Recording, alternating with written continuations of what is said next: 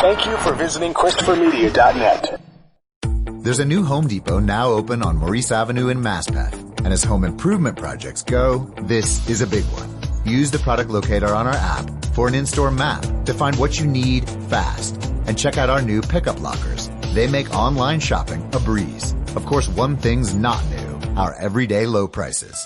The Home Depot, now open near Maurice Avenue and Long Island Expressway in Maspeth. And always open at HomeDepot.com. The Home Depot, how doers get more done. There's a new Home Depot now open on Maurice Avenue in Maspeth. And as home improvement projects go, this is a big one. Use the product locator on our app for an in-store map to find what you need fast. And check out our new pickup lockers. They make online shopping a breeze. Of course, one thing's not new, our everyday low prices. The Home Depot, now open near Maurice Avenue and Long Island Expressway in Maspeth. And always open at HomeDepot.com. The Home Depot, how doers get more done. Christopher Media, let's make some noise. Welcome to Beer Nuts, a weekly excursion into the world of craft beer, brought to you by MichiganBeerGuide.com. And now, here are the Beer Nuts. Welcome to Beer Nuts, episode 168. Tonight, we are going to have a virtual happy hour, as so many of us are doing frequently these days, because every day is Groundhog Day, and there's a happy hour every day. So it's 5 o'clock somewhere. As somebody working in the hard coffee world, it's 8 a.m. somewhere, too. So this is JR in Tucson, Arizona. So we've got 4 beer nuts around the country. We do have a Michigander this week. We didn't have one last week. So let me get my Untapped up and running and see what the last check-in was, which I believe was last night. And my last check-in was Quad Barrel Hipster Brunch Stout from Odd Side Ales. A Michigan buddy of mine sent me a box recently, and it was fantastic. I gave it a 4.5. That's awesome, JR. I had some of that at the brewery a few months ago, and it just blew me away. It was incredible. Oh, it was fantastic, man.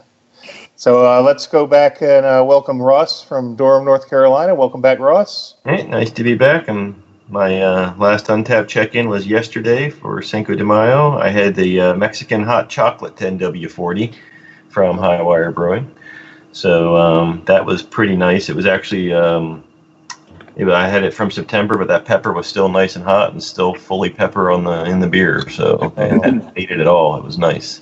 I am jealous. You know, I love that beer, and you know I love pepper beers. So glad you enjoyed that. Muy bueno. All right, up to Clawson, Michigan, to Dugout. All right. Good evening, everyone. It's a Dugout in Clawson, Michigan, and my last Untapped check-in was Moon Money, a double dry hopped IPA from Transient Brewing, which I'm seeing some of their distribution around here, which is really awesome. It's a nice beer, really nice beer. Awesome. And last but certainly not least, our beer news expert, Z Beerman, is joining us from Huntington Beach, and he's actually going to hang out with us on our virtual happy hour and have a few pops. So welcome, Z. Thanks, John. So, I have a lovely Unibrew Blanche de Chambly, and I'm going to enjoy it here at the Stumble Inn, 12th Street Stumble Inn. It's quite a beauty, and I'll be, interjecting the news as we go around the horn. Amen. All right, so before we get started, tonight's going to be a little different because we're not going to have any order or structure. We're just going to be like everybody else. Anybody that's been to one of these happy hours knows that it's just random and people talk whenever they want and they drink whatever they want and they probably on the cameras do things whatever they want. I've seen some pretty crazy things, people chugging beers. But before we do that, as always, we invite everyone, please join us, have a beer, whatever you like. We're not pretentious beer snobs. We just want to introduce more good people to more good beer. So whatever's in your glass is fine with us. We're just glad you're joining us and listening to us. So let's just start by talking about virtual happy hours. Everybody else, anybody have any stories from, has everybody done one or more of these? I'm pretty sure all of us have.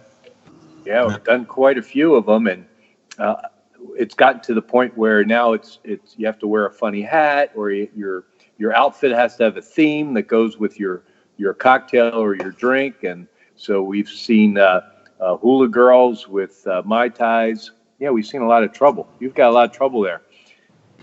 Yeah, so people are having fun with it. How about you, John? Oh, I'm always having fun, but yeah, there's been some interesting ones because I've had ones with beer groups, I've had ones with family, I've had different ones, but there's this one new group that came online like 3 or 4 weeks ago, and we started having lockdown, and it's called Quarantine Pub. I don't know if anybody's in it or has seen it or heard of it, but it's totally random people that do just, it's not like people that are refined, that, it's just like a complete banana republic. And I've seen some really crazy stuff on there. And they actually have a second one now that it's Quarantine Beer Chugs, which is just people chugging beers. And some of you guys might know Gary Jr. from the Downriver. Well, actually, Doug, you're probably the only one that knows Gary Ingram Jr. He's on there almost every day chugging a beer. I mean, so he's much younger than us. So, but I do want to say one thing I was real excited to share with you guys is this little 8-ounce can I got of this called Big Trouble in Little Can 8-ounce Imperial Stout at 17%. It's this little mini 8-ounce can. It's awesome. Who makes that, JR? Starving Artist in Ludington, Michigan. Oh, wow, because I saw another Michigan brewery, Hopwell, out of Kalamazoo. I saw those cans today, and it was $17 for a 4 or $18 for a 4-pack of those little guys. What are they? 6 ounces? 8 ounces. 8 ounces. I think. 8-ounce cans. It's really such cool. a throwback. When I was a little kid, I used to collect beer cans, and there used to be this beer called Country Club. Yes. Country Club Lager, and it used to come in these little 8-ounce cans. They looked like tomato juice cans. But wasn't Country beer. Club a malt liquor? Yeah, it was. Yeah. It was technically a malt liquor. In fact, I have an 8-ounce can right here somewhere. It's funny to see that. It's like it's cycling back. I mean, it was still a boatload of money. I thought $18 for 4 little cans, but now that I do the math, I mean, if it was really an incredible big bomber, and what a nice way to do it. You get 4 little shots of it. Yeah. Hey, a brewery in Raleigh was doing some, Brewery Bavana. I don't know if you guys have heard of them. I can't find the beer that they actually released that I bought that way, but it was 8-ounce cans too. I think I gave you some, JR, and like when we met in Philly last time. I didn't find the Country Club, but I found a little Sapporo. It looks like you could put like 2 golf balls maybe in it. Yeah, well, it's the same as this. Although this is 17%, so it packs a pretty good punch. It's really delicious. I know SAK, who's been on the show before, knows the guy that brews at Starving Artist. He said it's like in a barn on some farm in Ludington, and he actually had some zoning issues because he's like this out in the middle of nowhere at this farm, and I guess he had some problems with the local zoning and stuff, but the public outcry, all his neighbors helped him out, and there was like a big Facebook campaign, and I guess they put enough pressure on local government to allow him some kind of special exception to be able to brew out there. And he's got a little tasting room, and it's like in the middle of nowhere on this farm, but it's really cool. I have had beer from Starving Artists before that SAK got me. He brought me a couple growlers from there. It's a really small operation, really good guy out there that runs it. And this beer's delicious, man. It's God, I mean, you can see there's not much. The head on it disappeared almost instantly, but there's a little bit of carbonation here. 17%. It smells strong and malty and roasty, and it's kind of like reminds me of kind of like Dragon's Milk Triple Mash without the bourbon barrel aging. It's a fantastic beer. You left one of those in my fridge, by the way. I was going to whip that one out, but I saw the Blanche. Something a little lighter. It's early. You can still get it. Yeah. So I don't drink. I had one little sip of tequila on Cinco de Mayo, but I really haven't had any consumption since the 12th of March. And now tonight it's going to let the few hairs down night, right? Oh, nice. Well, awesome. Glad that we could be a part of your return. Yeah. You're see that? An instigator, Russ. You ever see that meme on going around the internet? It's like, yesterday I quit drinking. Tonight I celebrate my return. I like it. That would be me. I had a few pops for Cinco de Mayo. I went out and bought. I always have Modelo for some reason. That's my like guilty pleasure of like a mainstream beer. I love Modelo, a nice Vienna lager. So I had a Modelo, then I had a Pacifico, and what was the other one I had? Victoria. So I got a multi-pack from Coronas in there too. I didn't have any Coronas. I didn't want to get the coronavirus, so I stayed away from Corona. But I had those, and then I was like, you know what, that's enough of that. And then I started to have some good stuff. I had like 5 beers, and I had 1 shot of tequila just because it was Cinco de Mayo, but I kept it easy. Yeah, I love that, Chris. Yeah. That's Chris's old brand. Chris imported that brand for a while. Now it's imported all into my garage. El Distillador. Well, I wish I still had some because that was my favorite one of them. He had like 6 SKUs, right? Yeah. Well, next time you head out here, you'll have to drag some back. I would be honored to. So, well, enough about Chris and I. What are you guys drinking? Well, yesterday I was going to say that I had the Mexican hot chocolate 10W40. We know the regular 10W40 is a nice, good base coffee stout, but they've been doing so many of the little one-offs of it over the past year and a half or so since they opened the new tap room here in Durham. They used to be an Asheville only operation, but now we have a tap room here, and they're actually less than 15 minutes from my house. It's a pretty straight drive down Highway 98 right to their. Just go through 6 or 7 red lights, and I can make 1 left turn and be at their brewery. Be at the tap room. I mean here, so it's nice. But it had some hit or miss depending on what they're doing. Depending on what they're trying to do to the 10W40 at any given time. But that the Mexican hot chocolate really worked out. And they released it last September. I had it on draft a couple times, and then I have still got 2 or 3 cans of it left. I'm saving for. But it was a toss-up between that and one of my other newer breweries that I've really come to like their stouts is Hopfly here. They're in Rocky Mount, North Carolina. I had that Brewer's Breakfast. I think I reviewed it several episodes ago. It was that kind of like that the Nutty Bar. Kind of candy bar kind of stout that ended up being really good from them.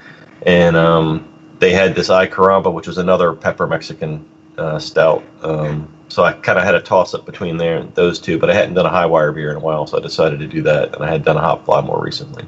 And then tonight is the salted caramel macchiato from Southern Pines. Oh, nice. It looks like Starbucks. Well, the green and everything. Yeah. That's funny. Well, that's their real logo and stuff, so that's good. But so this guy was meant to be. Obviously, there's some kind of tie-in there, and not in terms of product, but in terms of what they were shooting for. So brewed with creamy lactose, dulce de leche, and sea salt. This big stout was conditioned on Cactus Creek coffee to complete the indulgent experience. And I can say it's really got all that going on both the smell and the taste. The only thing I would, it's just there's big caramel there, and you get caramel up front on the taste, and then you get that creaminess, and then coffee at the end, and it's really good. The only thing I would have to say if I had to take anything out of this was I want a little more mouthfeel out of it. It's a little bit thin compared to what I would expect for everything else going on, but in terms of taste, it's great. Well, there's nothing thin about my 17% malt bomb here, and I mean that in a very positive way. It's delicious. So, well, Dugout, you've been kind of quiet. What are you doing? Yeah, well, I've been enjoying my Enjoy By. Oh, nice. I've got a Stone Enjoy By 420, and I actually bought it the day after on 421. But these don't always get great distribution around in this area, and they go fast. And so I saw the 6-pack, and I just snapped it up. And I think a couple of weeks ago, I decided to put a can away for we were talking about this episode, and I thought, you know what, I'm going to put a can away because, the whole premise is like we're drinking something that makes us happy. And, yeah. Virtual happy hour. I would say Enjoy By. But, Enjoy By is what it is. It's a fantastic double IPA. I don't think I've ever had one that was even in the remotest way questionable at all. They've all been fantastic. Just great straight up West Coast double IPAs, and I really enjoy that style. It's one of my favorites. the reason I pick Southern Pines is because they nail every stout they make. And I told JR this, and I think he knows it from the ones I've sent him, but whatever they're shooting for taste wise, they hit it. And I've really not had a stout from them where what they were aiming for isn't what you actually got. So I know that plenty of times I've seen descriptions of beer that just don't live up to their descriptions, but everything they've made has lived up to what they said it would be. So that's why I knew I was going to be happy with this one. So plus I had one the other day as well, so I knew it. I already happy with it. Well, yeah, you've sent out some of that Southern Pines before, Ross. And I've had some, and it's just fantastic. Yes, I've never had a Southern Pines beer I didn't thoroughly enjoy. So thanks for turning me on to them, Ross. Hopefully some point when we get maybe down the road a little further, we can do a Southern Pines episode. I know we've kicked that around. We'll see what happens. But they're a nice little. They're just one of those. It's that kind of brewery that I don't know. I guess they exist everywhere, but here in North Carolina, they're just kind of out in Southern Pines, North Carolina. You have to know the golf tournament. The golf course. Yeah. Yeah. And but they're just kind of out in the country a little bit. Near some train tracks, just a small little sort of office park where the brewery is, and there's not a lot of food nearby. You got to drive for a few minutes to get to anything. It's not like there's a McDonald's or anything. There's no fast food right nearby. You have to drive a little bit to go get food, but they have food trucks there every day, and all of their food trucks have been really good. So how they have that set up it's been really good. I've never been there when the food truck that was there wasn't also really good. So then the last time I went down for a release was a Drunken Vigils release a couple months ago, and the food truck, it was a breakfast food truck, and they had the chicken and waffles going on. So that was a pretty awesome little experience if you never had chicken and waffles. But yeah, it was good. Chicken and waffles is great, but Drunken Vigils is much better. That's one of my favorite beers you've ever given me, Ross. It might be the favorite. That and that collaboration without representation, those are two of my favorites. So, yeah, man.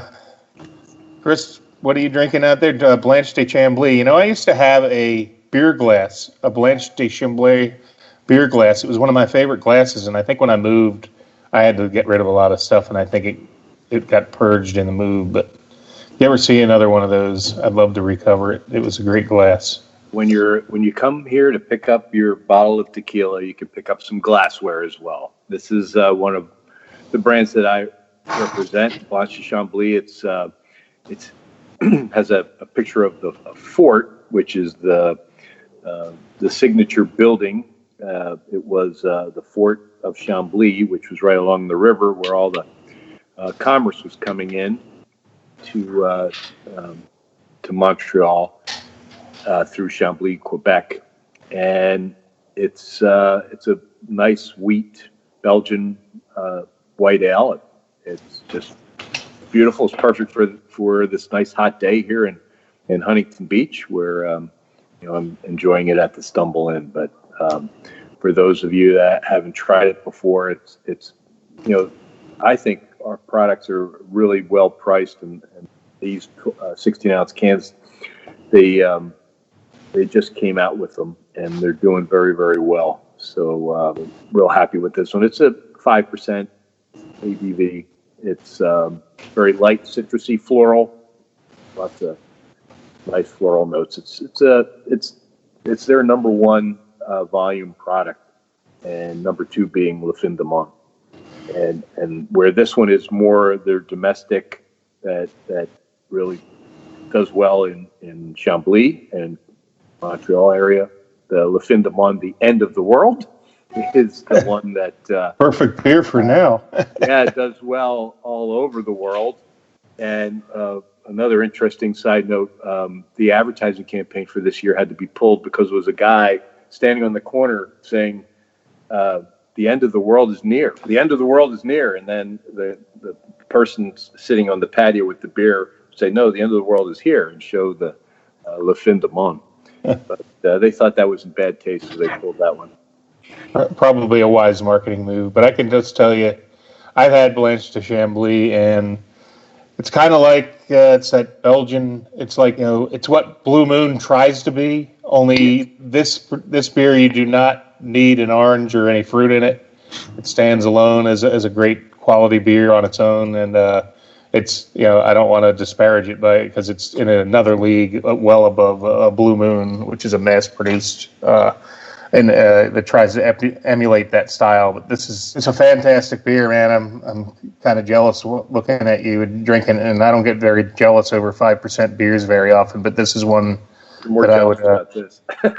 Yeah, no, honestly, classic. I mean, the Blanche de really Chambly is such a classic. Yep. It's like your porch bomb summer drinker sitting on your back deck or front porch and watching the world go by.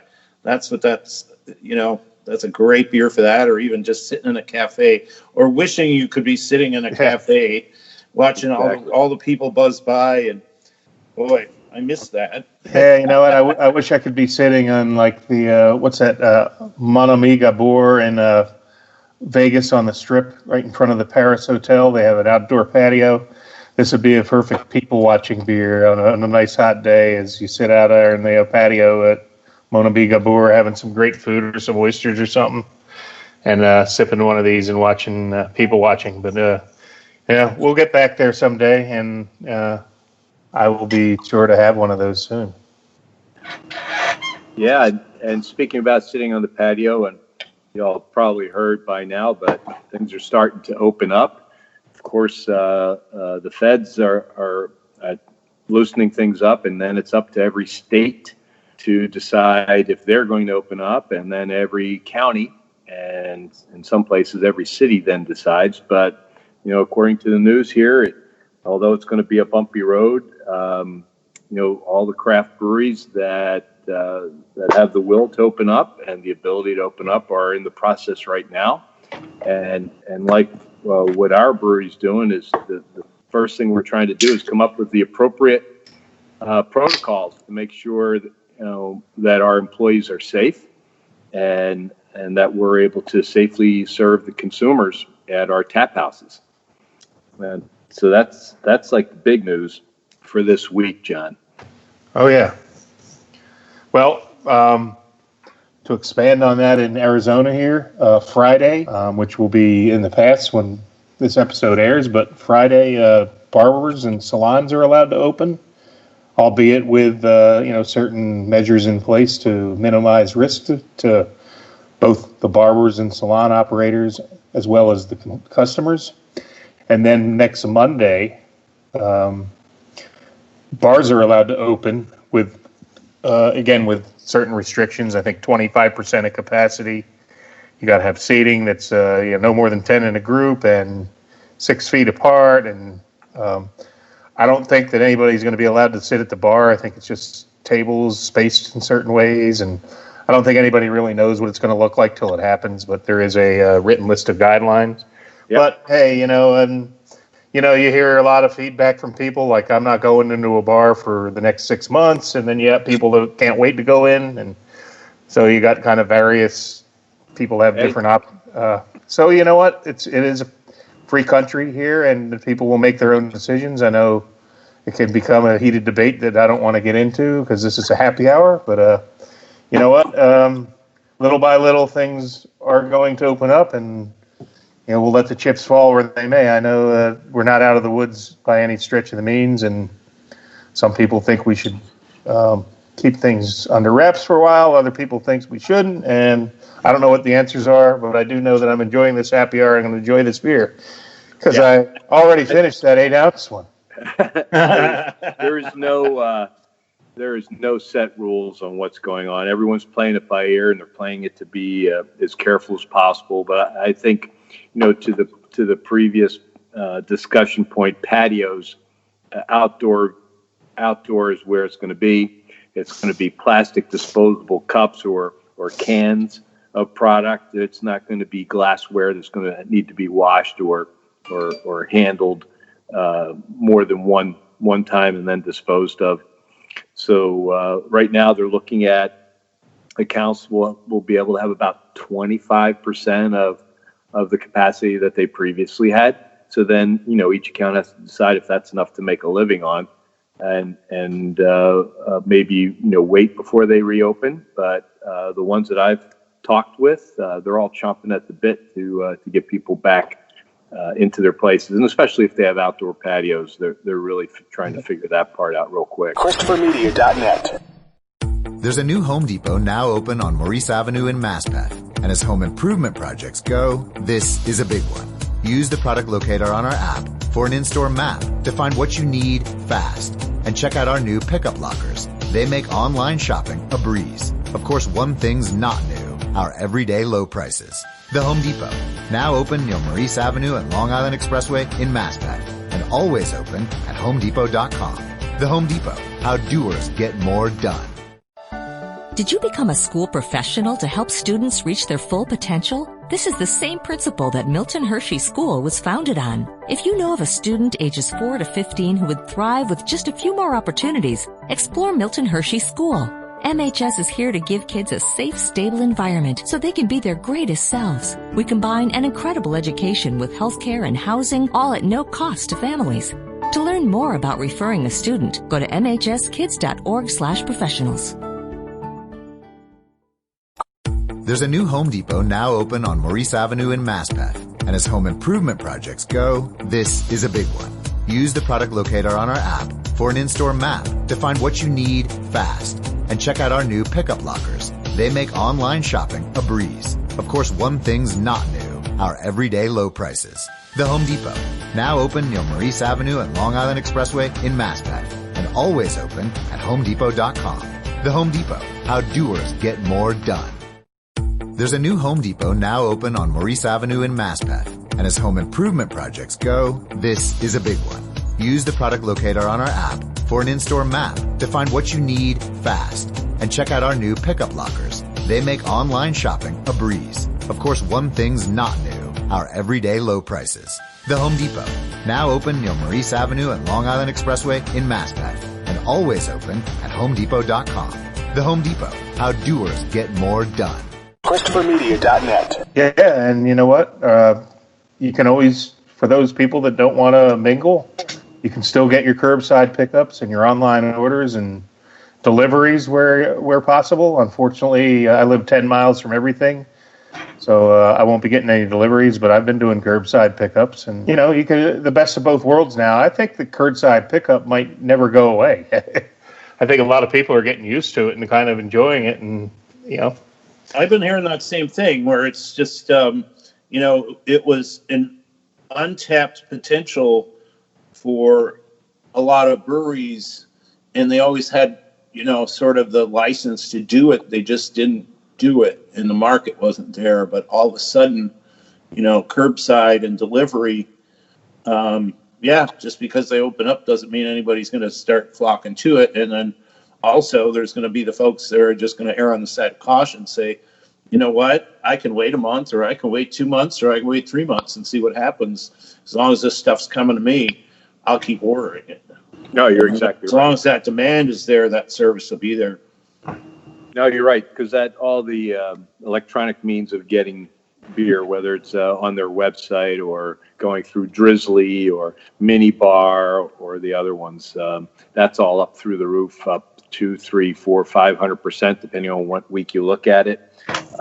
We're still looking at craft beer businesses up 26% in IRI, for April, last week of April. So really strong off-premise growth. Meanwhile, I know for us and for many that the on-premise part of the business is down between 80 and 90% because everything's closed. But we're seeing the door open a crack, and I believe we have a lot of pent-up demand for on-premise, even if that on-premise means picking it up and bring it to your own porch at home. So, Chris, I've got a question for you, and this is for folks out there too. Obviously, off-premise would be sort of a liquor store, grocery store, whatever, anywhere where you can go pick a package. Yep, Home D, any place where you do not consume it inside the place. And so then when these breweries convert to curbside pickup, because they're not necessarily a distributed brand, would they be included? I mean, they're probably not even included in IRI numbers. No, they're not. So, but no. I mean, if you were to put it all in the same pot or kettle, they would be considered on premise, even though they're selling off premise. Yeah, it's just like to-go food. So it's considered on premise because it's part of to-go, even though it, technically it's off premise because they don't open the package until they get, off. But, there's always anomalies in our data. But IRI in particular has a set of major retailers that they purchase their scan information from, and that's how they get that data. There are some companies that don't participate, major ones like Walmart and Trader Joe's, to name two, that skew some of the information. And similarly, they're not looking at every little craft brewery to figure that out. And the larger breweries don't sell beer to go or have that curbside pickup, so that would make any difference. And Uber Eats and things like that would all be coming out of the on-premise. But if it's like Whole Foods going through Amazon, that would be off-premise. So what do we got? You guys like my beer? I love it. So that's going to be my grand finale, but I would like to share the beer I'm having now because it was on my last visit to California just about a month ago. Actually, about a month ago. I think my flight back from Ontario was on March 12th. Oh, that's like 2 months ago. Man, I've really lost track of time. Good thing I'm drinking this. It's probably on its last legs. But I got this at Monkish Brewing. I happened to go in there randomly with Steve V. What happened to Steve V tonight? I don't know. I don't even know what happened. I didn't see him reply or. Anyway, well, you're with us in spirit, Steve. Steve took me to like 4 breweries the last night of my trip to California, and then when I got back, like a week later, they took California off of my territory for work. So it was a good grand finale. I got to go to 4 breweries in one night with Steve V. But the highlight of the night was going to Monkish Brewery. What town is that in, Chris, up there? Torrance, wasn't it? Torrance, yep. So I actually stayed in Torrance purposely so I could be close to this brewery. I was going to Uber, but I got Steve V to be my Uber. That was even better. So this is Monkish. The name of this beer, Monkish, is pretty well known. It's a double Indy Pale Ale. It's called... What the hell's the name? Oh, Honeycomb Tasting Room. Honeycomb Tasting Room. So it's really a great tasting. It has not fallen off yet. I'm in good shape still. It's about 2 months. But the day we went there was the day that they had just produced all these cans, and it was like a release. And I got there, and there was like the last 10 cases. People had been going there like for the 2 hours since they opened. And 2 hours after they opened, they were down to their last 10 cases. And I'm like, I wanted to buy a whole case, but I had like a little suitcase and it was packed with clothes, so I just took a 4-pack. And this is the last one I have. So, well, Torrance is an interesting little city. It was the first one in California that decided they were not going to charge tax to any of the small upstart breweries, and so many of the breweries, the next generation of craft beers outside of the Stones and Firestone and such, moved to Torrance to take advantage of the tax abatement. Well, this is incredible, man. It's got like tropical fruits, mango, pineapple. No peanut butter? No, but I might surprise you later with that. So There would be no surprise. guys are ruining all the surprises. But Smart. yeah, so absolutely. Black That's going to wine. be my next one. Nice. This So is yeah, Monkish was a great stop, but I wanted to talk about another brewery that Dugout would have really enjoyed. Probably all you guys would enjoy. And it was called something Square. I can't remember. I'll have to remember this, but Steve V took me there the last brewery of the night, and I knew it was the last brewery of the night, and it was an authentic British style pub. And they had, I think, at least four of those hand pump Dugout. You went to Scotland, didn't you, when you were in Newcastle? Yeah. So you ever seen the hand pumped, like They pump it out of the cellar. What do they call that? Cask conditioned ales. Yeah. Out of the So factory. they had these British cask conditioned ales, four of them on tap, which were phenomenal. And of course, one of them was a barley wine, so that's what I had to order. Steve V was driving me around all night getting pale ales and nice, lower ABVs. And everywhere I went, I'm like, oh, barley wine, yeah, give me one of those. So I slept very well that night. And he'll also tell you that I made him go to Del Taco on the way back to my hotel because I was starving, and I paid the price the next morning for that. But that's just, of course, the barley wine had nothing to do with it either. But it was called, I think, Bristol Square was the name of it, I believe. I'll have to check the name, but that was the last brewery we went to, and it was really, really enjoyable. It was way different than all the other breweries I had been to. Monkish was kind of the star of the show. That was the big name brewery. And the other two I went to were both pretty cool, too. What was that other one? Smog City? City was the other one. Mm-hmm. I can't remember the first one. That was the very first one, and that was pretty cool, too. It was a really good night. I wish Steve V was here. He could help me relive some of that. He probably remembers more than I do, but that last stop was really, really cool with all those cask conditioned ales. So cheers to Steve V. Wish you were here, brother. Yeah, I didn't see him respond. Cheers. He even had his wish you were beer shirt on last week. So we didn't tell our listeners yet. We actually have our cameras turned on.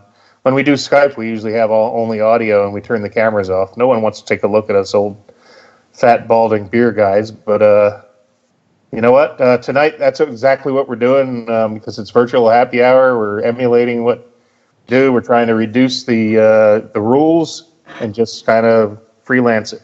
I don't know. You may still be balding. I went there a long time ago, so. Yeah, I'm done. Well, I wasn't Maybe referring to not. myself. My motto is better gray than nay, but I had no gray hairs till I became a dad, and now I got plenty of them. So, Okay, who has spirits? Spirits, shots. Spirits? I have many spirits. I have I'm a spirited individual. I have some Four Roses. Nice. I got some Woodford Reserve, and that's the lead into my next beer. All right. So I'd say Prost. Cheers on the Woodford Reserve. Gross. God, that's a huge glass. Is that all whiskey? Yeah.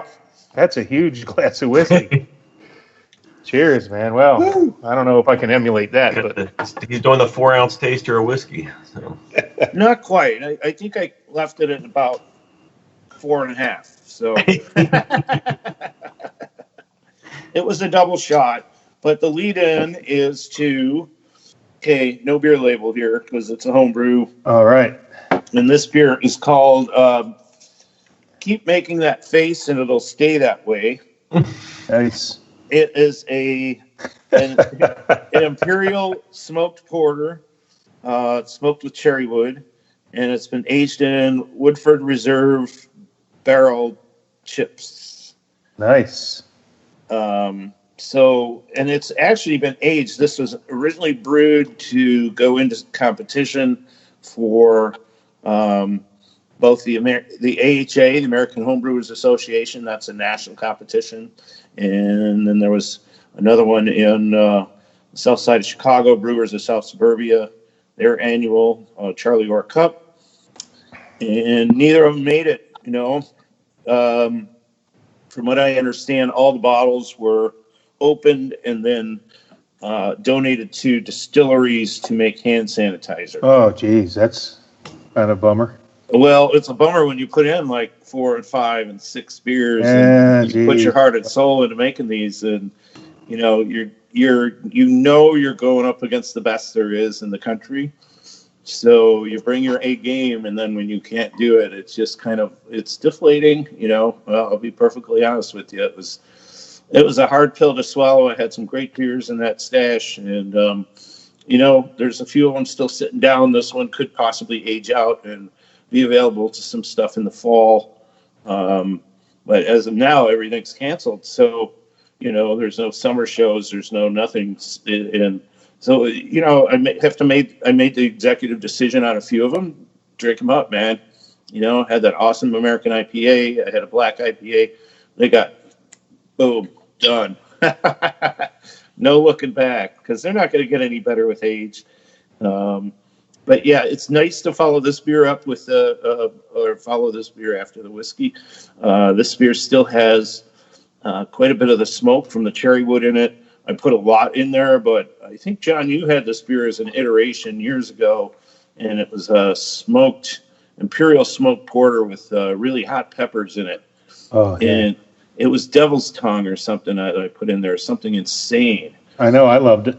And you loved it, I loved it. Nobody else could even drink it because it just burned your face. Kind of like Crime and Punishment from Stone. I've been to many a beer share with Crime or Punishment from Stone Brewing is served, and usually about a third or about a quarter of the bottle gets taken up at the share. People try a thimbleful of it and can't stand it, and then I sit there and drink the rest of the whole bottle. So that's fine. One man's trash is another man's treasure. Absolutely. So one more thing on the homebrewing front. Last weekend was National Homebrew or Big Homebrew Day or whatever it's called. I forget. Big Brew. And it's always the first Saturday in May. And this year it was all virtual. So there were several different entities. I know American Homebrew Association was doing a huge virtual, and Lallemand Yeast was doing a huge virtual. And you just basically dialed in your camera while you were doing the brew and checked in and just said hello. We brewed 10 gallons of Belgian Golden Ale, and one of the other guys in our club, our president of our beer club, Damon, he brewed into the other 5 gallons. We got the 15 gallons of this stuff going into Valentine gin barrel that's been sitting in my basement. It's already had one load of beer in it, so it's ready for another. And nice. So we got 15 gallons brewed on Big Beer Day. Very stoked. Nice. Well, I was telling, I'm in a homebrew club here, but I haven't been brewing because I sold all my stuff off. Other than I still have the Pico brew that Chris loaned to me. And I still haven't dabbled with that, which is on my radar to clean that thing up and get something brewing in it. So yeah, we've heard that already. Now. I know. Well, yeah, John, you know what? Come on. I don't have any excuses now. I have nothing but time. Well, on the weekends anyway. But I'll tell you what, Anvil, which is I believe an offshoot of Blickman, Anvil makes the Foundry. The Foundry. Yep. It's on my radar. I might buy one. They won't have any till June, but if I order it now, I'll get it shipped in June. I think I'm gonna go for it. I think. Well, and then while you're at it, just order one of their fermenters. They're 7.5 gallon bucket fermenters, and then they've got a cooling sleeve that goes on them. It's a lot of bells and whistles, but for your situation, it'll work. As far as temperature goes and things. You'll be able to keep a solid temperature and on the cool side as opposed to the warm side, which is mostly what we do here in Michigan. Brew, put it in the basement, and put a heat sleeve on. Nothing's going to ferment here without a temperature-controlled freezer. I know what I need to do. It's not even the money. It's not even the money. It's selling it to the wife that I'm going to be taking half the garage to brew. I'm not there yet, but I'm working. She had to know this was coming. I mean, come on. Yeah, it doesn't make the discussion any easier. I'm sure it doesn't, but you'll get there. I think the best strategy for me is just order it when it comes. I'll deal with it. So Doug, I wanted to tell you that my friend Nico, who used to be the head brewer at Star Point before he moved to South Carolina, he's at Revelry now. But all his pet beers, everything that he really wanted to make, but he knew that other people really wouldn't like, were different smoked varieties.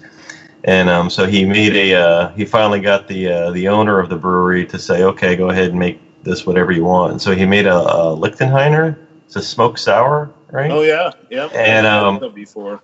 So he made a fairly, it's a little brew pub, so they weren't canning it or anything. It was just on serve there. But so I probably, he probably made a couple of maybe 4 or 5 kegs of it. But he named it Vogon Poetry. So if you know your Douglas Adams, Hitchhiker's Guide to the Galaxy. Yeah. He named it Vogon Poetry because everybody hates Vogon Poetry, and he knew that other people weren't going to like it. He was making it more for him. But it was actually, I didn't dislike it. I had to figure out how to come to grips with what it was, but having him explain to me what he was shooting for and everything else, it certainly, it wasn't like it was bad or anything. I didn't think it was bad. But I had it a couple different times while I was there.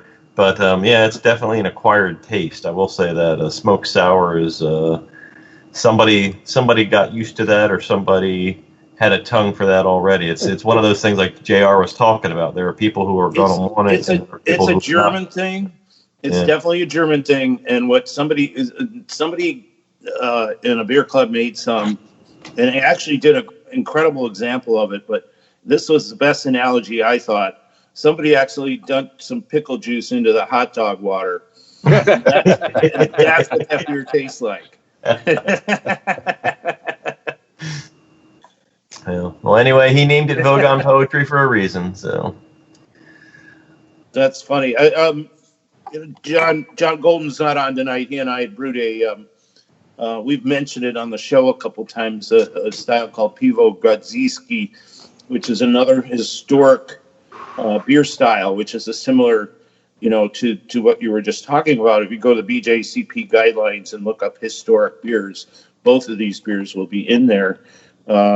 We popped one the other day on the Big Brew Day because I had just bottled it and I put champagne yeast in it to give it like a really good, the final bomb, as far as when you open them.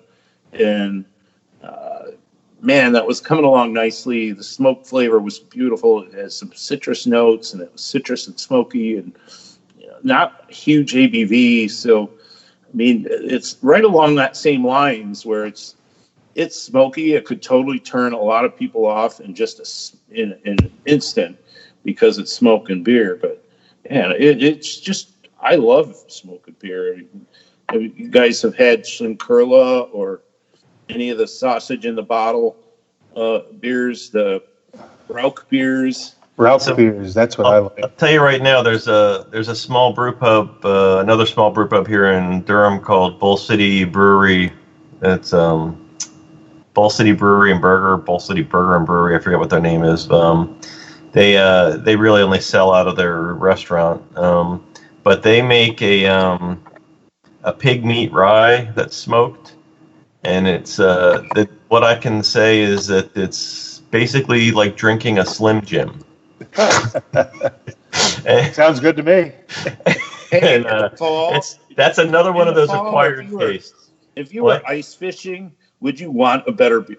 I mean, that would, to me, if I were ice fishing and like a shanty and a little bit of warmth, and to me, that would be the ultimate beer right there. Well, I've always liked Rauch beers. I can remember when Annette May, when I was at Schoolcraft doing all these tastings and stuff, we were going over beer styles and people were cringing on the Rauch beer. And I'm like, wow, I love this stuff. And they're like, they're looking at me like the hot pepper guy too. So it's not for everybody. The Rauch beer is a classic German style. Z, you'd probably like it because it's German. I like it if it's German, yes. Yes. So anything left in your glass? Are you done with your Blanche de Chambly? Okay. You going to have another one, or we shouldn't push you? No, I'm good right now. Okay. Good. I'm going to try to finish up with Monkish beer, and I have a grand finale for everybody. But just to let you guys know, in the meantime, I started a Black Watch from Highland Brewing. It was an 18. And so they do this once a year. This is like their once a year special stout. And it's, how do they describe it? I guess they call it a double chocolate milk stout. And they've actually started, well, I don't know if they will this year, but in the last 2 years, they've managed to combine the at an earlier point in the year when we're having one of our little beer festivals here in Durham. They've had a tasting for the chocolate that was going to be used as an adjunct for it. So people could actually vote on which of our local chocolatiers' chocolates would be used for the adjunct in this beer, and so that it's been interesting. So yeah, this is one of my lower ABV stouts. It's only 8%. So but it hits everything that I want. I just wish we could get it more than once a year. These guys also make a winter ale that's very, very popular. It comes out around Christmas time as well. But this thing definitely has it all. It smells like the chocolate, and it's got the chocolate on the taste. It's just a nice little, not overly sweet chocolate. You can sit and drink slowly and have a nice winter evening with it.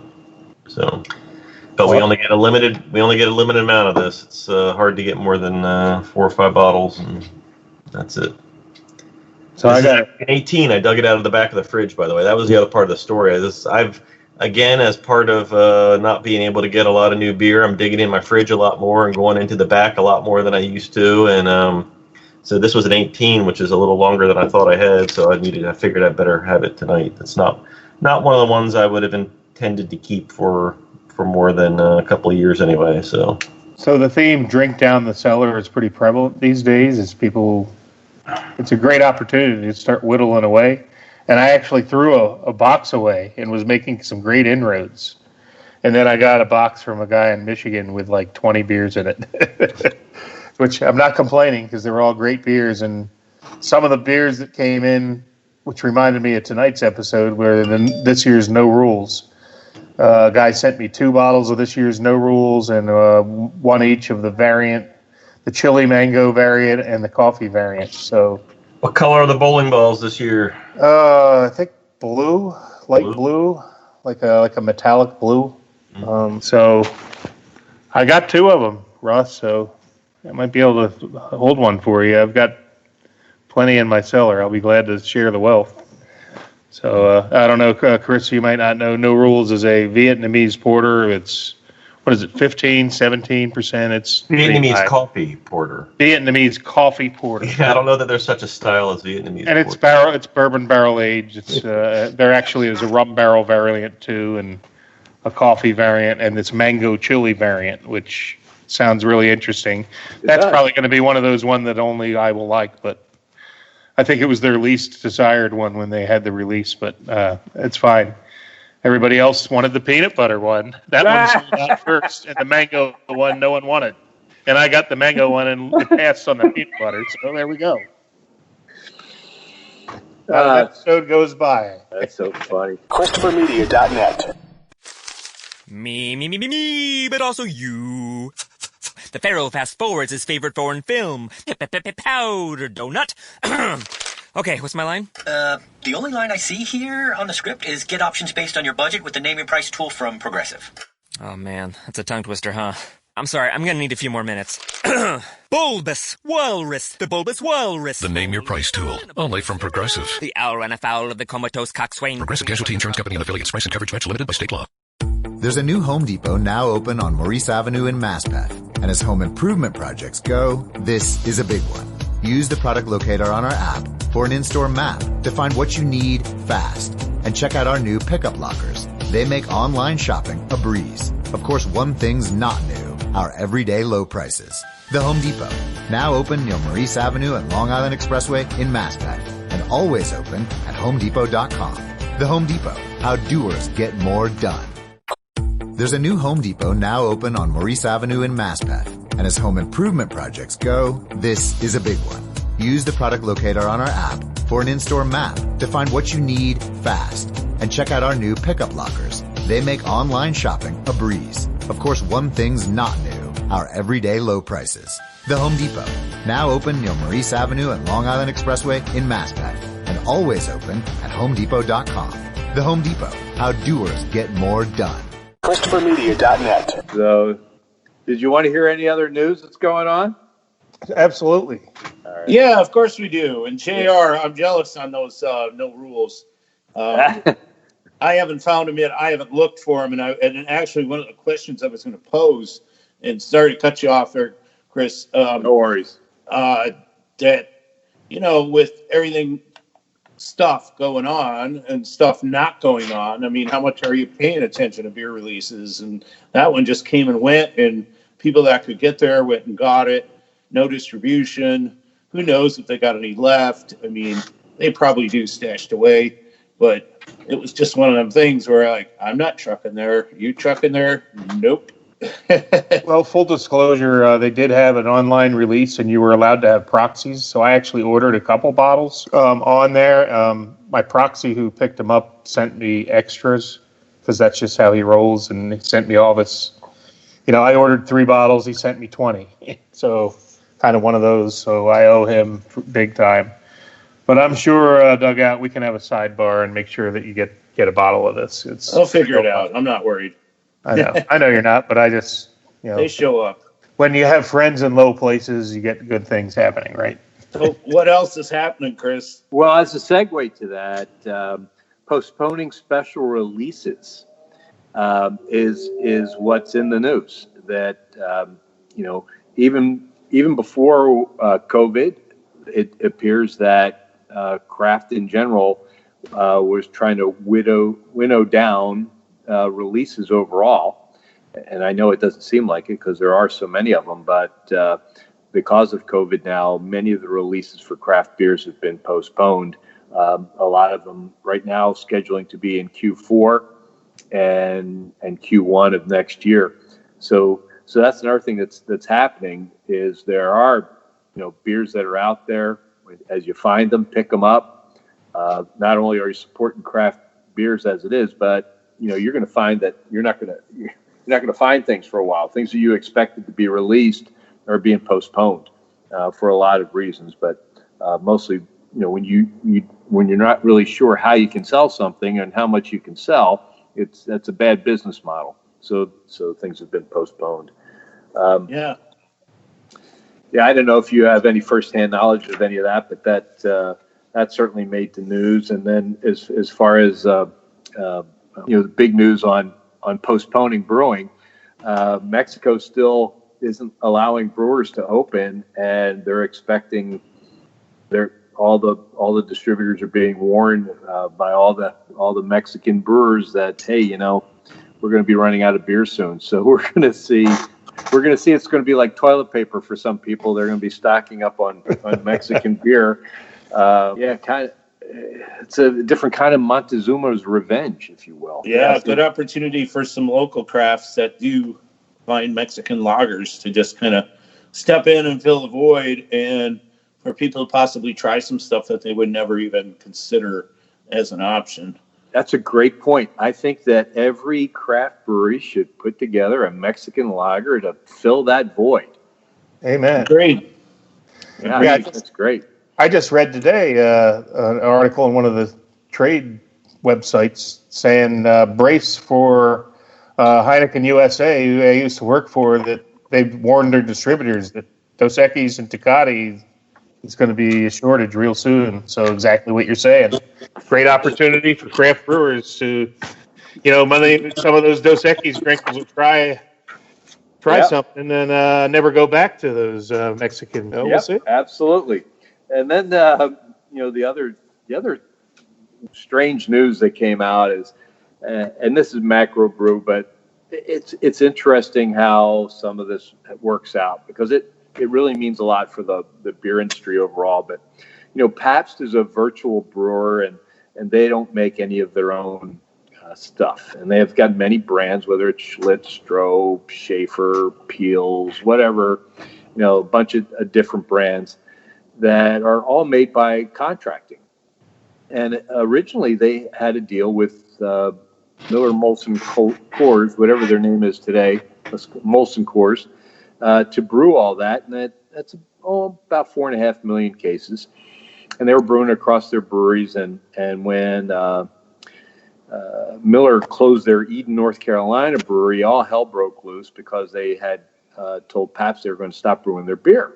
And, Pabst had to figure out another way. And so City Brewing is a collection of old G. Heilman breweries across the map, as well as the old original Latrobe Brewery. The Rolling Rock. Yeah, Rolling Rock. Well, and wait, the Chicago's got to chime in. Yeah. Old style, fully poisoned. The old original old style brewery, the Heilman breweries that was a Rainier breweries and such across the map, including the Schlitz Brewery in Memphis, Tennessee. So these are all mid-size macro breweries, or small for macro breweries. They do less than 5 million barrels, where like Anheuser-Busch, every one of their they got 13 or 14 breweries in the U.S., and they all can do over 13 million barrels. So all combined kind of can fill the Indian Ocean with liquid. So anyway, they got into this weird lawsuit, and so part of what the Pabst had gotten out of it was right of first refusal to buy any other breweries before they closed them. And they just today, on the absolute last day that they could make a move, decided they're going to purchase the Irwindale, California brewery from Molson Coors. It's a 5 million barrel brewery that's in Irwindale, right across from the brand new, I don't think it's ever been open yet, Lagunitas brewery that's built up there in Irwindale. And so that just went down today, and everyone's speculating on what that really means, and so I will tie it to craft beer. They're postulating that there's a deal between Pabst and City Brewing to buy this because they were able to buy it, and that they're going to form some consortium and then also brew all the Samuel Adams products that Sam has going through Miller Coors breweries. It's so probably and probably as well the Dogfish Head, which is now part of Sam Adams. That's true. So one could assume some of the simple variants of their portfolio, absolutely, not the complicated ones, because these breweries are not, they're lager breweries. Sure.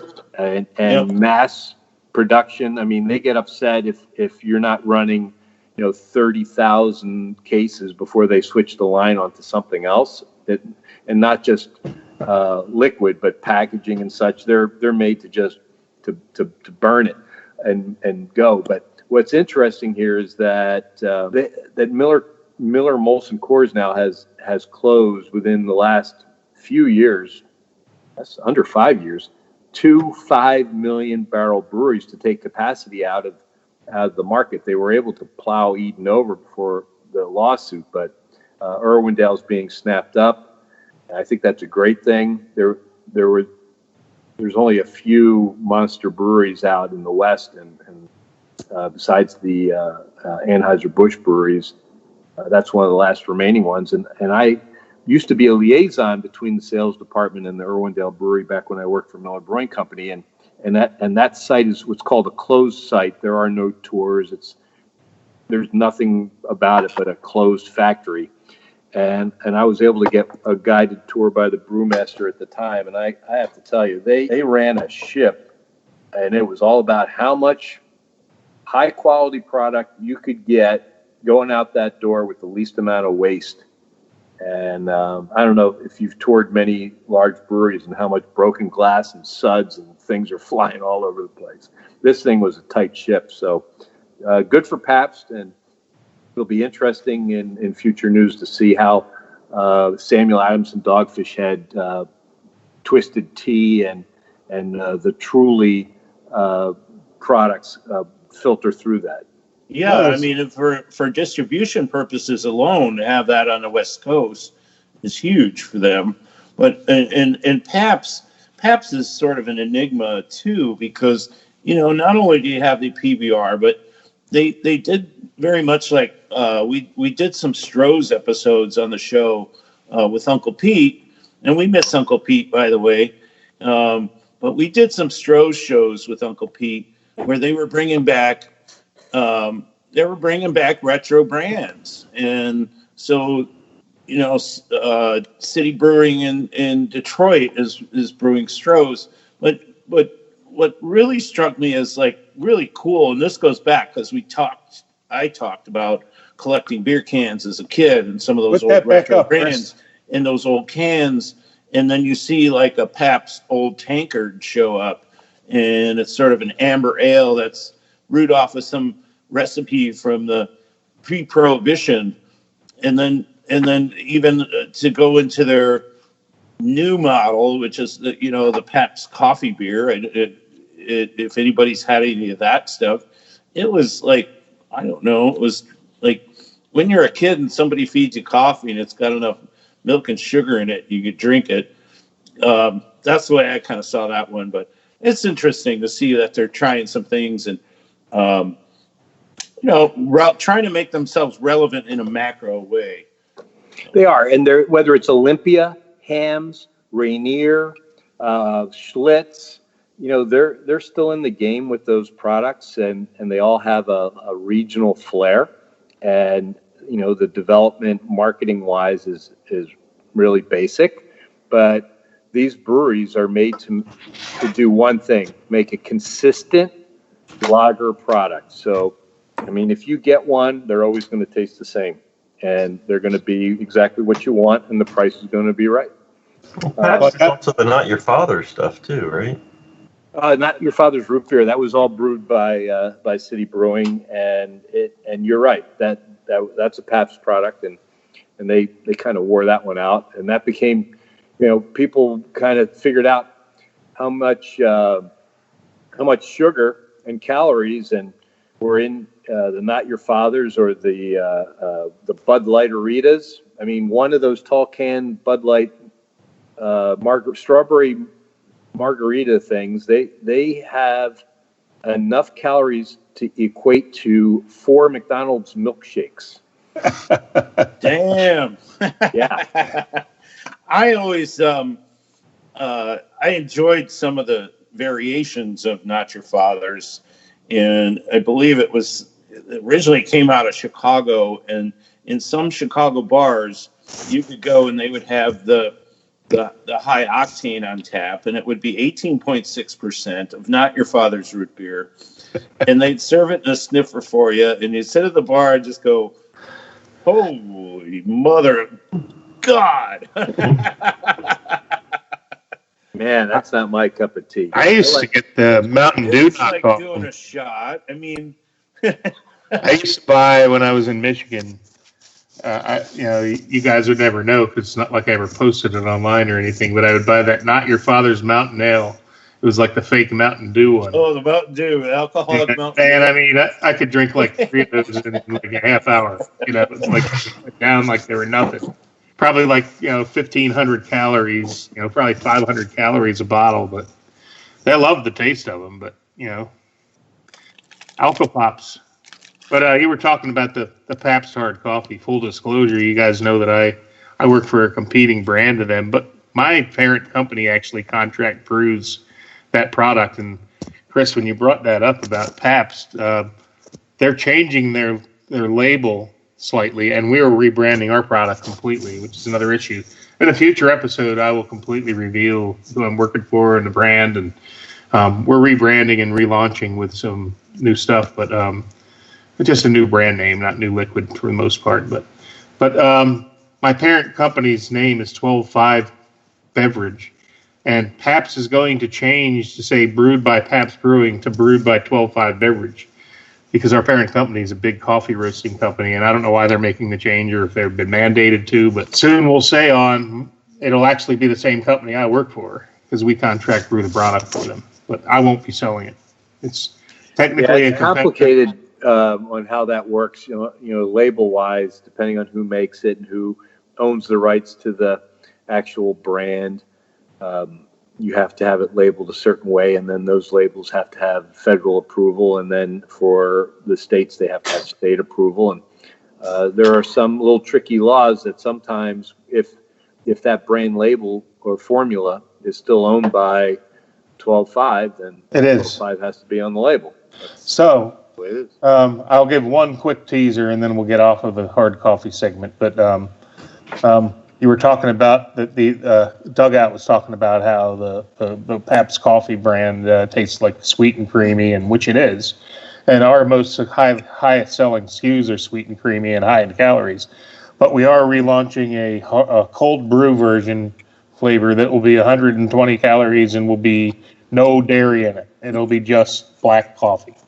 Because we've had a lot of customers say, hey, you're a hard coffee, but I taste more chocolate than coffee. Or I taste more than vanilla in coffee. Well, now we're going to have a true hard coffee. So that's pretty cool. But that'll be another episode for another day at some point. You know, we'll review those when we get our new stuff out. Not really that relevant. So, all right, man. Well, I think we've been feeling pretty good here. I know I'm almost done my. I didn't take a double shot like Dugout, but I'm sipping my Four Roses single barrel here. So cheers, Doug. I didn't sip. I'm sipping. Went two gulps, and that's the way I meant it to be. So before we go off the air, I do have to at least, I've already given enough spoilers to the guys I'm drinking with. I have a can of beer called Sleepy Dog Brewing Wet Snout Peanut Butter Stout with natural peanut butter flavoring. Okay, so I know, JR, wait. We got to let the audience in on what we've been doing, right? The virtual happy hour. Well, it's a virtual happy hour, but the code word was for you're talking too much. If John would put up the peanut butter beer. Yes. So I'll have to keep the empty can. We've got screens open, so I'm just letting the listening audience know in. So we've known John has had this peanut butter beer because you talk too long, you get the peanut butter beer. But okay, interrupted enough. Go on. All right. Well, it's well known. Anybody that's listened to our show, even if you've only caught an episode here or there, you probably know that JR does not care for peanut butter beers. It's like, the opposite of Will Rogers. Will Rogers never met a man he didn't like. Well, I've never met a peanut butter beer that I do like. But as you can tell, that whiskey's starting to hit because I'm starting to slur a little bit. So I needed to be in the right frame of mind to try this. I'm going to keep an open mind, but I'm going to crack this open. And then we're going to Mexico? We'll be going to Mexico very soon. But before we go, I wanted to at least give a fair shake. Hey, you know what? I'll try anything once, and I'll give it an honest go. This has 5.9% alcohol, 25.1 IBUs, Sleepy Dog Brewing. I'm pretty sure this is a local Arizona brewery, Tempe, Arizona. So Sleepy Dog Wet Snout Peanut Butter Stout with natural peanut butter in it. I'm pouring it into my snifter now, and we'll see what happens. So I never thought there'd be this day, but hey, it's virtual happy hour. Let's have a little entertainment. So I don't really smell peanut butter. It smells like Reese's peanut butter cup, which isn't bad because I can actually eat those. I don't mind them.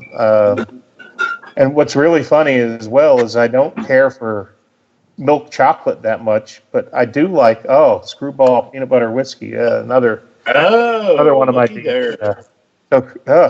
Z-Man just had a shot of tequila. Now he's busting out the peanut butter whiskey. I'm really not smelling a strong peanut butter, maybe a little subtle peanut butter, but more of a peanut butter cup aroma. So more chocolate than peanut butter. Let's taste this. You're getting started, John. You're a bad influence. There's definitely peanut butter in this. It's 5.9%, so I know why it's thin. Did we get a screen cap of that face? Somebody? Oh man, yeah, that would be priceless. Yeah. That's no disrespect to Sleepy Dog. I'm sure they have some other great beers, and I'm sure that there's tons of people that would love this beer. Probably most of you guys would love this beer, but you're not one of them. This is not the beer that's going to change my mind. We so needed a screen cap of your face after that first taste. I can take another taste and you can get it. It won't be the same. No, it's no. You actually winced. You winced, John. I would really, really love to hand this to one of you guys because I know it's a good beer that you guys would love. It just, there's no love for peanut butter, and it continues. And I gave it an honest. I wasn't. It doesn't belong in beer. That's the end of story, man. There are I know I've rated one that was okay, but at the end of the day, it's just like, unless there's something else in it that masks that horrible flavor when peanuts hit beer, it doesn't work. It just doesn't work. Well, there's a lot of people that would disagree with you. There are a lot of peanut butter writers out there that get great ratings. Taste is a personal thing, and it's also got a huge genetic component to it. So I have my friend Henry does not like chocolate at all. It's something that is distasteful to him. I don't like chocolate. That's weird. I'd die. Beer, I don't mind it. He doesn't want to have anything to do with anything chocolate, so I have to have it. It's chocolate and cheese. Those two products are chocolate. Cheese I'm all on board with, and I even like weird stinky cheeses. He's fine with other sweet things, vanillas and caramels and stuff, but chocolates, no. He just doesn't. He can't do it. He finds them, and he can taste chocolate in things that aren't apparently chocolate. When they have a chocolate taste, nope, it's got chocolate in it, and he'll spit it out. So I love the taste of chocolate. We all have something that can really screw you. It's like the cilantro thing, right? There's a certain people for cilantro tastes like soap. I'm one of them. My wife thought I was crazy for the longest time because she loves cilantro, and I didn't really get it in any of my food, until we were married, and she started using it all the time, and I was like, ugh. And so she especially puts it in salsa and things like that, and so for the longest time, wash your mouth out. For the longest time, she didn't believe me, and for the longest time, I didn't know that was a thing until about a year ago when I first saw the article about there was a genetic component to cilantro not tasting good to certain people, and I was like, well, that's it for me, But yeah, so it's also cumin tastes like cleanser to some people, like Comet cleanser. Well, I don't have that one because my wife uses. You know what? Too. You can have my peanut butter. Just give me my hot peppers. I'll make that trade all day long. Give me my hot dog beer, man. Oh yeah. Oh yeah. Who was that? He's got the hot who had dog the hot beer. dog beer? Was that Greenbush? Was it Greenbush that had it at the Michigan Brewers? Yes, it was Greenbush. Uncle Pete loved that beer too. I had it. I could drink that. I can't drink a peanut butter beer, and I'll take that hot dog beer all day long. Hot dog beer, that's awesome. Well, thankfully beer. I still have about a half a shot of this Four Roses to sip down, and that's getting rid of that peanut butter taste. So, well, let's go to Mexico, man.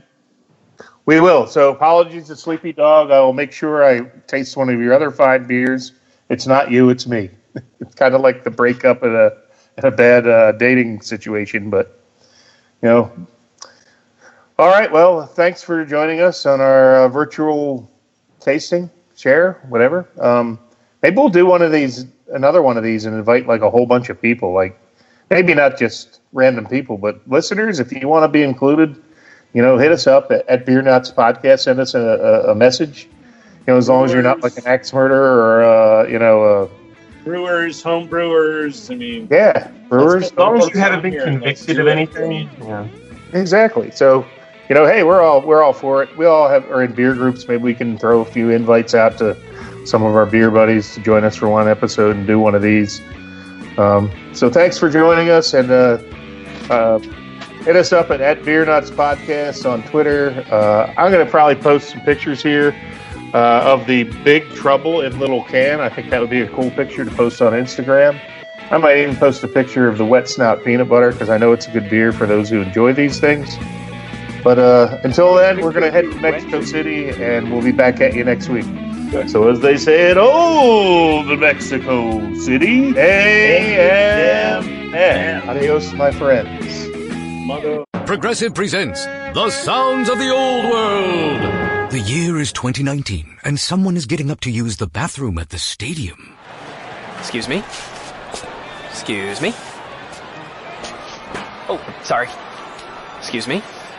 You mind if I just squeeze by here? This has been The Sounds of the Old World. Brought to you by Progressive, where drivers can still switch and save like it's 2019. Quote today at Progressive.com. Progressive Casualty Insurance Company and Affiliates.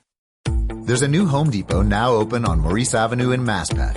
And as home improvement projects go, this is a big one. Use the product locator on our app for an in-store map to find what you need fast. And check out our new pickup lockers. They make online shopping a breeze. Of course, one thing's not new, our everyday low prices. The Home Depot, now open near Maurice Avenue and Long Island Expressway in Maspeth, and always open at HomeDepot.com. The Home Depot, how doers get more done. ChristopherMedia.net.